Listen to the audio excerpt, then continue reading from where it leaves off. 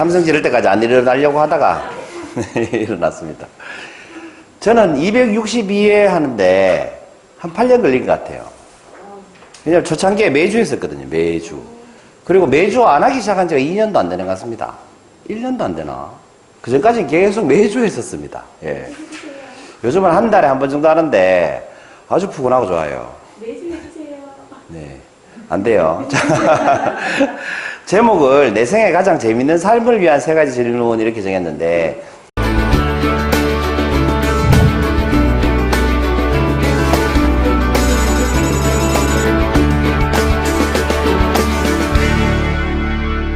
그 지금까지 261회 향기노트까지는 제가 한 번도 했던 향기노트를 중복한 게 없어요. 근데 262회 향기노트는 제가 특별히 이렇게 지난 4회, 그러니까 지금부터 4회가 아니고 지금까지 했던 것 중에 4편을 모아가지고 재구성을 했습니다. 그러니까 여러분들도 강연 나가시니까 여기서 했던 지식텔링을 특강 요청 받으면 2시간이잖아요. 여기 지식텔링은 30분 미만으로 하시잖아요.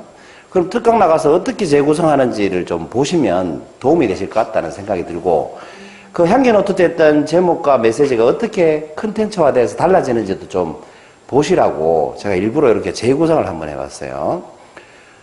강연 들으시다가 김혜영 선생님은 제 향기노트 다 들으셨다고 하셨습니까? 그럼 다 맞추실 수 있겠다, 그죠? 261회 중에 4개입니다. 네. 네.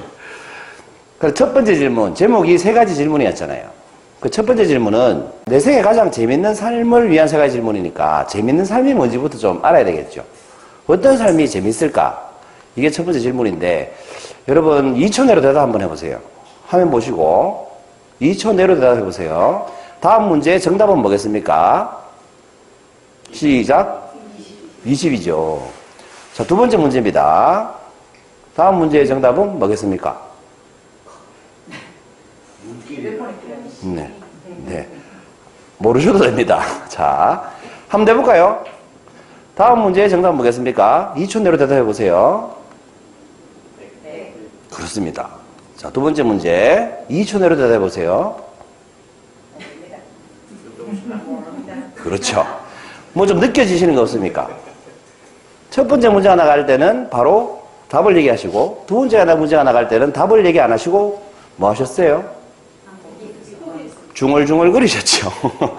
뭐야? 킥, 그리고 중얼중얼거리셨잖아요. 여러분 언제 중얼거리셨어요? 이 두 문제 중에. 그렇습니다. 58 곱하기 97 질문 나갔을 때 중얼거렸어요. 그럼 왜 중얼거리셨습니까?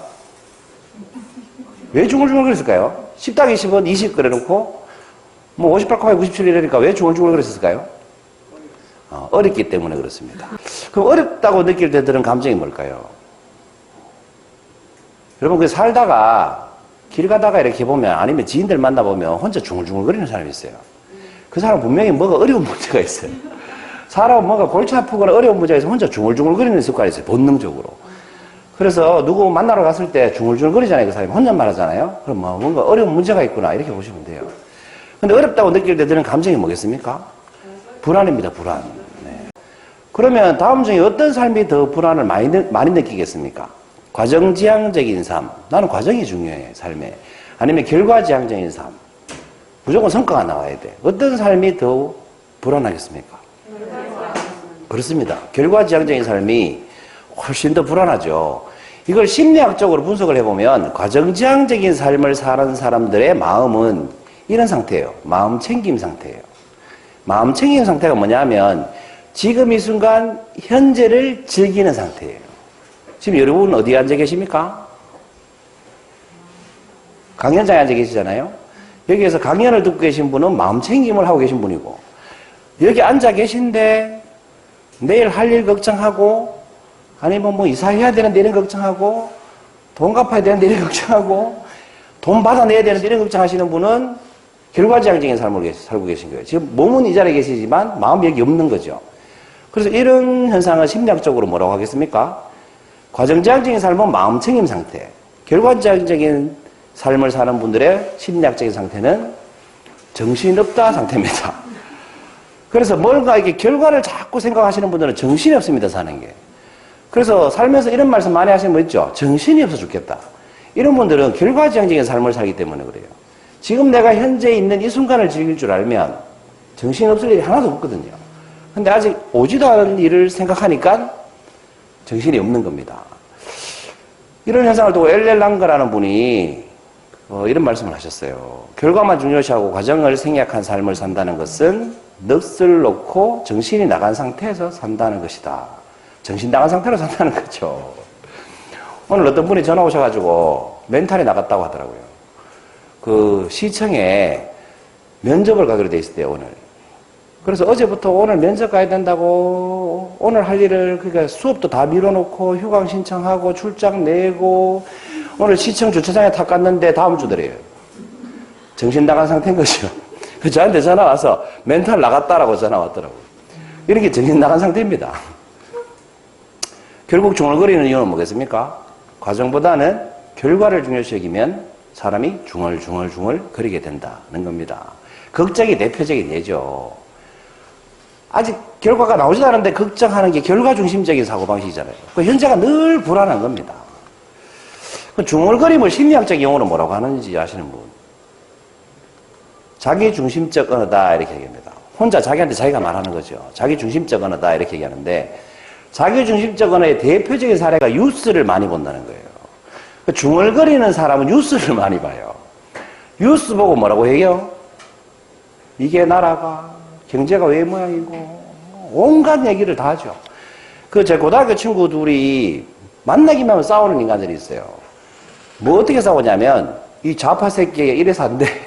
그런데 니는 우파 새끼 이러면서 막 싸워요. 뉴스 보고 정치 얘기 나오는 거 보고 마구 싸워요, 둘이. 그 동기들이 모일 때마다 둘이 만나면 싸워요. 정치 얘기하면서. 근데 얘들이 싸운다고 정치가 하나도 안 바뀌어요. 근데 얘들은 만나면 자기가 나라를 책임질 것처럼 싸워요. 근데 나라에는 아무 변화가 없어요. 친구들 사이만 금이 가죠. 듣고 있으면 굉장히 기가 막힙니다. 쟤들 왜 저런지 이해를 할 수가 없어요. 그럼 다음에 만나면 또 싸워요, 정치 얘기하면서. 다시는 안 본다고 그래놓고 또 정치 얘기 싸워요. 왜 그렇게 뉴스를 열심히 볼까요? 자기가 독수리 오형제라고 생각하는 거지. 이 세상을 좀 구해야 되겠다. 이런 마인드로 막 싸운다는 거죠. 근데 여러분, 독수리 오형제라는 말이 맞는 말입니까? 틀린 말입니까? 예. 독수리 오형제에 독수리는 하나밖에 없죠. 나머지는 콘도르, 부엉이, 백조, 제비입니다. 그리고 얘는 독수리 오형제가 아니죠. 정확하게 말하면 뭐라고 해야 돼요? 독수리 오남매라고 해야 돼요. 근데 다 독수리가 아니잖아요. 그 정확하게 뭐라고 해야 돼요? 얘들은 조류 오형제라고 해야 되는 겁니다. 근데 왜 조류 오형제가 되려고 할까? 실제로 정치가 바뀌지도 않고 경제가 바뀌지도 않으면서 왜 그렇게 뉴스를 열심히 보고 혼자 흥분하고 왜 그러는 걸까요? 사는 게 재미없어서 그래요. 손희쌤 뉴스 별로 안 보죠? 봐요, 안 봐요? 사는 게 재밌는 분들은 뉴스를 잘 안 봅니다. 여러분, 심심하면 해외여행 가고 막 돌아다니시는 분들 뉴스 많이 보시는 분 봤어요? 보통 뉴스 많이 보시는 분은 사는 게 별로 재미없는 분들이 뉴스를 많이 봐요. 놀 일이 많은 분들은 뉴스 볼 시간이 없어요. 손희쌤 뉴스 볼 시간이 없죠? 솔직하게 얘기하셔도 돼요. 네, 뉴스 볼 시간이 거의 없어요. 그러니까 사는 게 재미없으니까 자꾸 뉴스를 보고 흥분하는 겁니다. 그 삶이 재미없는 이유는 뭡니까? 근본적인 불안이 있기 때문입니다. 사람은 누구나 근본적인 불안이 있는데 다른 말로 하면 이게 결핍이라고 할 수 있는데 여러분 상실하고 결핍은 뭐가 달라요? 상실이 있는데 그렇죠. 결핍은 상실은 가지고 있었는데 잃어버린 거고 결핍은 원래 없었던 거예요. 그러니까 사랑받은 적이 없는 분은 결핍이고 사랑받고 있었는데 사랑해주던 사람이 떠나버리면 그건 상실인 거지. 근데 사람은 누구나 근본적인 결핍이 있는데 결핍이 있는 분들은 세 가지 형태로 현상이 나타납니다. 첫째는 수능형, 두 번째는 대결형, 세 번째는 회피형입니다. 수능형은 사랑받고 싶잖아요, 예를 들어서. 그러면 사랑해줄 사람한테 인정받으려고 시키는 대로 다 합니다. 말 그대로 수능하는 거지, 사랑받으려고. 근데 대결형은 내가 사랑받고 싶은데 사랑 안 해주잖아요? 그럼 한판 붙자 해가지고 사랑하게 만듭니다. 내가 위에 올라가야 돼요. 회피형은 어떻습니까? 사랑받고 싶은데 사랑 안 해주면 외면해버립니다. 다음 사람 찾고 또 피하고 다음 사람 찾고. 그런데 이 세 형태의 공통점이 뭐겠습니까, 여러분? 누구나 근본적인 결핍은 있거든요. 수능형, 대결형, 회피형 이 세 형태의 공통점이 뭐겠어요? 공통점은 이겁니다. 무악. 내가 없다는 거예요. 그러니까 저 사람이 나를 사랑해줘야 내가 사랑받는 사람이라고 느낀다는 거지. 그 누군가가 없으면 나는 사랑받을 가치가 없다고 생각하는 거예요. 내 자신이 없는 거예요. 내가 나를 사랑할 수 있는 사람이라는 걸 모른다는 거지. 그래서 내 자신이 없기 때문에 이런 현상이 나타나는 겁니다. 이거를 어떻게 읽느냐고 봤더니 어떤 분이 이렇게 읽대요. 아무가 아니고 무하죠. 내가 없는 삶은 어때요? 재미가 없습니다. 여러분 모임에 가서도 내 빼놓고 자기들끼리 막 얘기하면 재미가 없죠. 근데 내가 얘기하고 다른 사람이 들어주면 재밌죠. 그래서 내가 없는 삶은 재미가 없습니다. 그래서 재밌는 인생은 어떤 인생이겠습니까? 지난주에 제가 소감 나누기를 다 말씀드렸다 그죠? 재밌는 인생이란? 그렇습니다. 내가 주인공인 삶을 살아야 재미가 있습니다. 근데 주의하셔야 될 건 여기서 내가 주인공이면 나머지는 엑스트라가 되느냐? 그런 주인공이 아닙니다. 그 내가 주인공인 삶은 그런 뜻이 아닙니다. 어쨌든 내가 주인공인 삶이 재밌는 삶이다라고 생각을 해요. 그럼 두 번째 질문은 주인공으로 산다는 건 어떻게 사는 걸까요? 어떻게 하면 주인공으로 살 수 있을까요? 여러분 특별한 삶을 살고 싶습니까? 평범한 삶을 살고 싶습니까? 김혜영 선생님은 특별하게 살고 싶죠? 예. 최재님 어떠세요? 저는 평범하게 그럴 줄 알았어요. 최재님 평범하게 사는 건 어떻게 사는 겁니까? 그냥 두리뭉실 아까 두리뭉실하게 사는. 우리 평범하게 살고 싶다는 분이 한 90% 정도 됩니다. 손 들어보라고 하면 어딜 가나. 그런데 평범하게 산다는 거가 뭐냐라고 여쭤보면 그 대부분 이렇게 얘기해요. 친구들 여행 가면 나도 가고, 예? 누가 뭐 외식하면 나도 하고, 뭐 누가 장가 가면 우리 아들도 장가 가고, 이렇게 사는 게 평범하다라고 생각합니다. 그러니까 평범하게 산다는 걸 딱 네 글자로 표현하면 남들처럼 사는 거예요.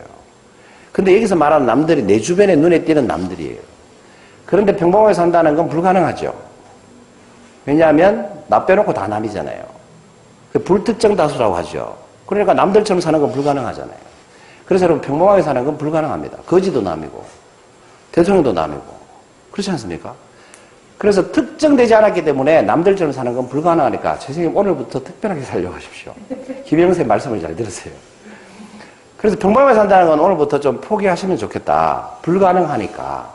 그런데 우리가 왜 평범하게 살려고 할까요? 평생 교육을 그렇게 받았어요. 잘하는 대학교 가는데 니는 왜 안 가노? 자는 공부 잘하는데 니는 왜 안 하노? 쟤는 취직하는데 니는 왜 안 하노? 평생 남들처럼 살라고 교육받아서 그래요. 그래서 우리는 남들처럼 살기 잘 사는 거다라고 착각한다는 거죠. 근데 굳이 남들처럼 살고 싶으시면 여러분 남들처럼이라고 하지 마시고 뭐라고 해야 된다? 누구처럼 살고 싶다라고 해야 돼요. 이순신처럼 살고 싶다라고 해야 돼요.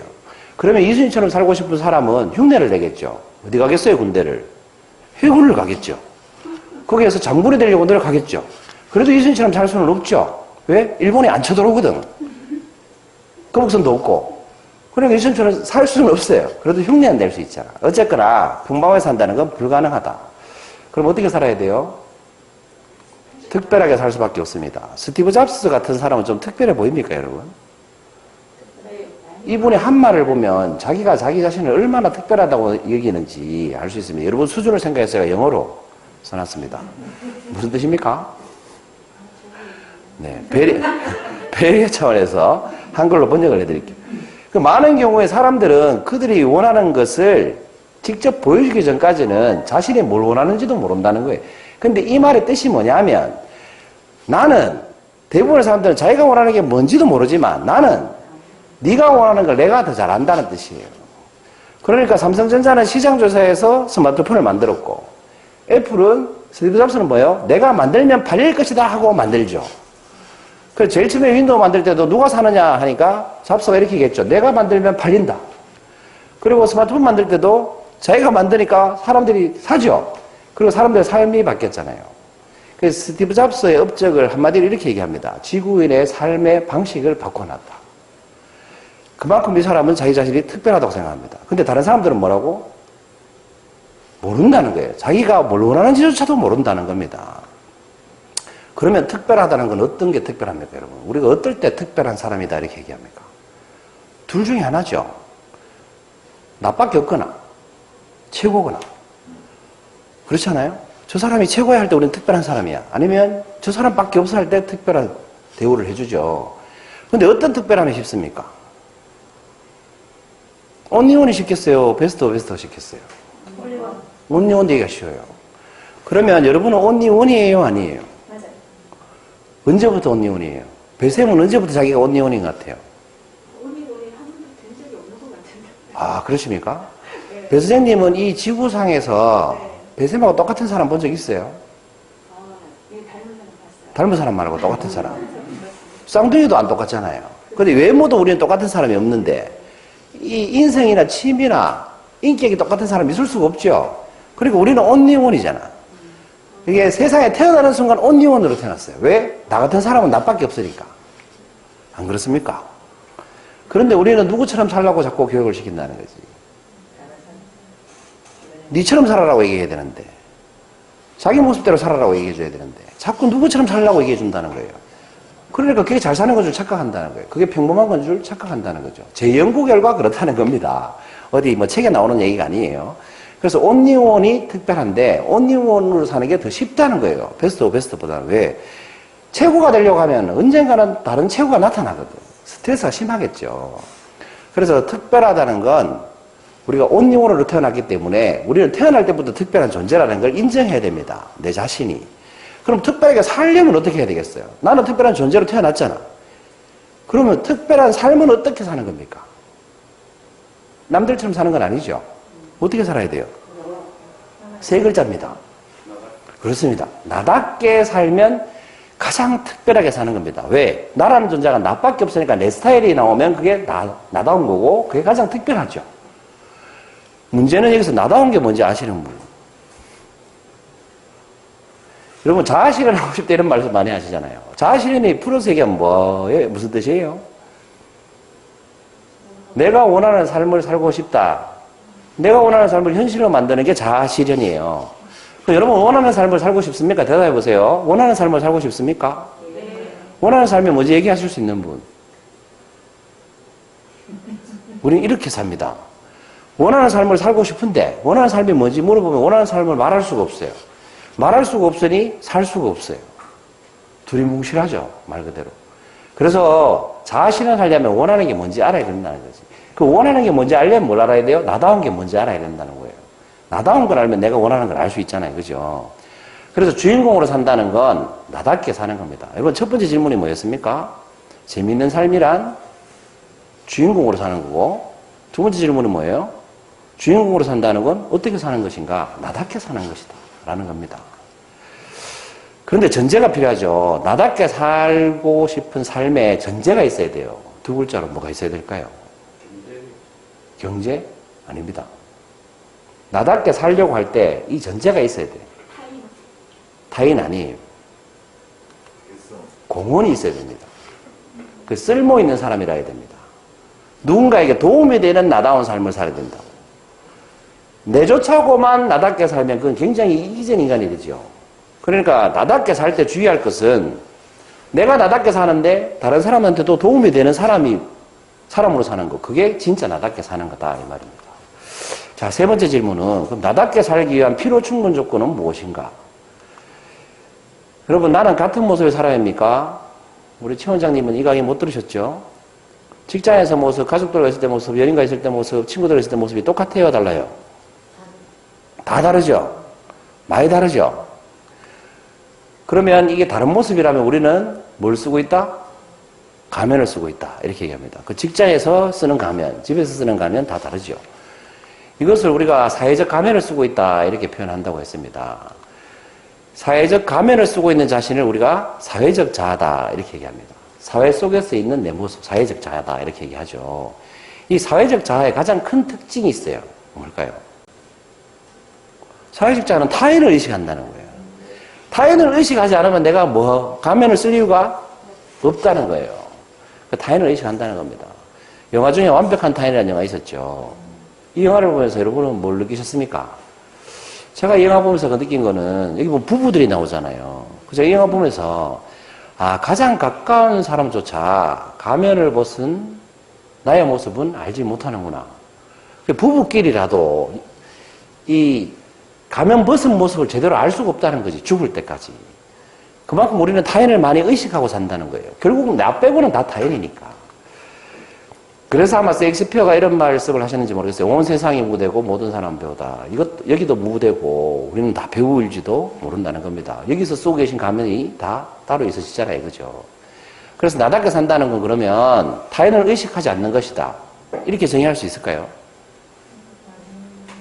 나답게 산다는 건 그럼 타인을 의식하지 않으면 되지 않느냐. 가면 안 쓰고 타인 의식 안 하면 가면 안 쓸 수 있으니까. 이렇게 정의할 수 있을까요? 없습니다. 나답게 산다는 건 타인을 의식하지 않는 것이 아니죠. 그럼 나답게 살기 위한 필요 충분 정보는 뭘까요? 정답부터 말씀드리면 정체성을 확립하는 겁니다. 정체성이 뭐예요? 발을적, 몸체, 성품성이죠. 나에 대해서 바로 아는 겁니다. 내 몸과 마음에 대해서 바로 아는 거. 그게 정체성입니다. 그래서 세상에서 가장 먼 거리가 뭘까요? 그건 다 기억하시네, 그죠? 벨쌤은 부부 사이라고 하셨던. 저 기억이 생생하게 나요. 세상에 제일 먼 거리, 그러니까 부부 사이, 이렇게. 아, 근데 남편과의 거리라고 했나? 아무튼. 세상에서 가장 먼 거리는 머리와 가슴 사이다. 30cm 밖에 안 되지만 가는데 평생 걸릴 수도 있다. 라고 했죠. 그죠? 그래서 정체성을 확립한다는 건 저는 이 머리에서 출발한 자아가 가슴에 도착하는 것이다. 이렇게 정의를 내려드렸었어요. 그러니까 내 가슴이 원하는 삶이 있는데 이걸 실제로 그렇게 살 수 있으면 그 사람은 정체성이 확립된 사람이고, 내 가슴이 원하는 삶은 따로 있고 현재 하는 내 머리로 하는 일이 따로 있고 이러면 자아가 분리되죠. 그래서 사는 것 자체가 스트레스죠. 하고 싶은 일을 하고 있는데 돈이 들어오면 이건 놀고 있는 거죠. 근데 수입이 따라오는 거고, 하고 싶은 일은 낚시 가는 건데 돈 벌기 위해서 내가 이 일을 하고 있으면 이건 노동하고 있는 거죠. 그러니까 가슴이 원하는 일을 실제로 내가 하고 살 수 있으면 그 확실한 정체성 확립이 아닐까 싶습니다. 그런데 행동으로 옮기기가 굉장히 힘들다는 거예요. 이유는 간단해요. 우리 이런 말을 많이 하잖아요. 먹고 살려고. 목구멍에 포도청이라서. 근데 여러분, 이게 합리적인 이유가 될까요? 가슴이 시키는 일을 못하는 이유가 정말 돈 때문일까요? 굶어 죽을까 말까요? 제가 이 일을 처음 시작할 때 돈 하나도 안 벌려고 생각하고 시작했다 그랬죠. 근데 계획을 세워보니까 대한민국은 굶어 죽기 힘든 나라입니다. 일 안 해도 굶어 죽게 냅두질 않아요. 그래서 굶어 죽을까봐 원하는 일을 못하는 건 아니라는 거지. 이런 거예요. 현실은 그랜저 타다가 소나타 타기 싫은 거예요. 30평 살다가 20평 살기 싫은 거예요. 그래서 가슴이 시키는 일을 못하는 거예요. 죽을 때까지 그럴 수도 있어요. 근데 가슴이 시키는 일을 하면 20평 살아도 되고 소나타 타도 되고 아니면 11번 타도 되고. 11번 뭔지 아세요? 11번 타도 되고. 어쨌거나 정체성을 확립한다는 건 가슴이 원하는 걸 내 머리가 행동으로 옮길 수 있게 만드는 삶. 그게 저는 정체성이 확립된 삶이라고 생각하는데, 결국 나답게 사는 삶이라는 건 정체성이 있는 삶이겠죠. 그래서 정체성이 확립된 사람은 특징이 있습니다. 향기가 난다. 제 식으로 향기가 납니다. 제가 쓴 책 제목, 세 번째 쓴 책 제목 이거죠. 향기 나는 사람, 냄새 나는 사람. 뭐가 다를까요? 냄새 나는 사람은 옷도 잘 차려입고 인물도 좋고 돈도 많고 차도 좋은 거 타고 다니는데 사람들이 왠지 꺼리는 사람이에요. 가까이 가기 싫은 사람. 그런 사람 있죠, 살다 보면. 이유는 모르겠어요. 근데 향기 나는 사람은 이런 사람이에요. 돈도 별로 없고 인물도 별로고 뭐 옷도 추리하게 입고 다니는데, 추리하게는 사투리의 표준말이에요. 표준말이에요. 네. 그렇게 다니는데 괜히 보고 싶은 사람 있죠. 끌리는 사람 있잖아요. 그런 사람이 향기 나는 사람이에요. 한문으로 표현하면 어떤 사람이다? 매력적인 사람이다. 매력의 역자는 힘역자죠. 몇자는 무슨 몇자예요? 도깨비 몇자죠. 왜 도깨비 몇자를 씁니까? 도깨비한테 홀릴 때 계획적으로 홀리는 사람은 없잖아요. 이유를 모르잖아. 그러니까 매력적인 사람은 뭐가 좋냐고 물으면 모르겠는데 그냥 좋은 거예요. 사랑에 빠질 때도 그렇죠. 뭐가 좋으냐고 물으면 모르겠는데 그냥 좋은 거예요. 그게 매력적인 사람이죠. 향기 나는 사람은 이 특징이 세 가지 있는데 그 전에 자문을 한번 해봅시다. 나는 향기 나는 사람인가? 해보세요. 시작. 나는 향기 나는 사람인가? 예스 손 들어보세요.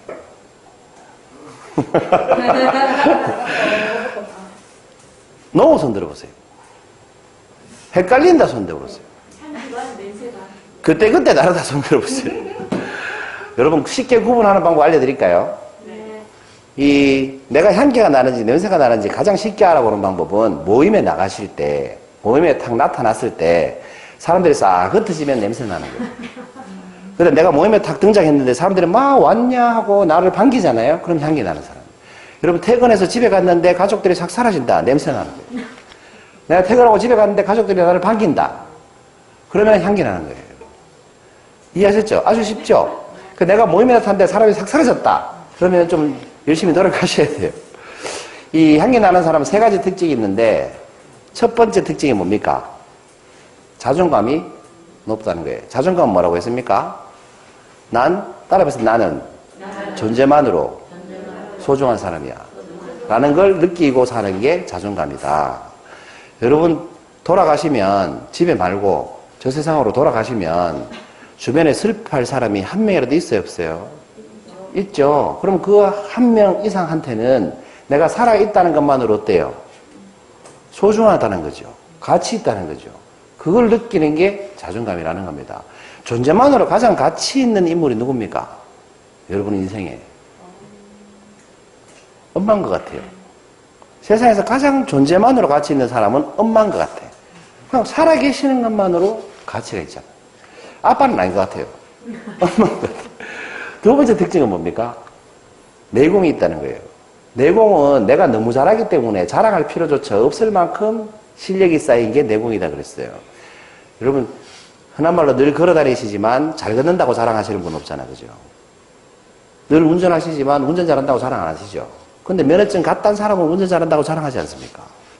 태권도 1단은 태권도 잘한다고 자랑하지 않습니까? 돈 조금 번 사람은 돈 많다고 자랑하고 다닙니다.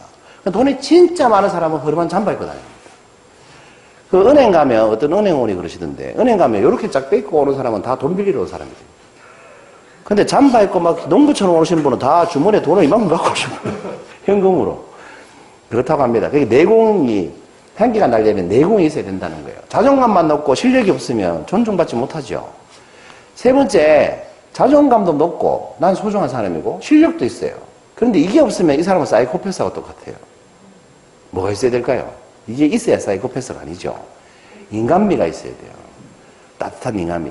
오늘 어떤 원장님이 저하고 이렇게 컨설팅을 하기로 하셨는데 이분이 오늘 약속을 좀 미루자 하시더라고요. 그 이유가 우리 건물 지하주차장에 아침에 제가 출근할 때 보니까 고양이가 한 마리 있더라고. 지하주차장에. 그 고양이가 오후에까지 있었나 봐요. 근데 어디 아픈 고양이였나 봐요. 그게 길고양인데 지하주차장까지 온 거지. 근데 이 고양이를 병원에 데려다 줘야 되겠다고. 목숨을 살려야 되겠다고. 컨설팅을 좀 미루면 안 되냐. 라고 하시더라고요. 감동적이지 않습니까? 동물한테도 그 정도면 사람한테 어떻겠어요? 이분이 굉장히 또 겸손하시고 성격도 밝으세요. 실력도 있으시고 인간미가 넘치지 않습니까? 이런 분이 향기가 난다는 거죠. 친하지도 않아요. 별로 얘기해 본 적도 없어요. 그런데 향기가 나잖아. 생각하면 기분이 좋아져요. 그런 인간미가 있어야 된다는 겁니다. 자, 정리해보면 내 생에 가장 재밌는 삶을 위한 세 가지 질문. 첫 번째 뭐겠습니까? 머리가 하얗습니까? 재밌는 삶이란 무엇이겠습니까? 답이 뭐다? 주인공으로 사는 거다.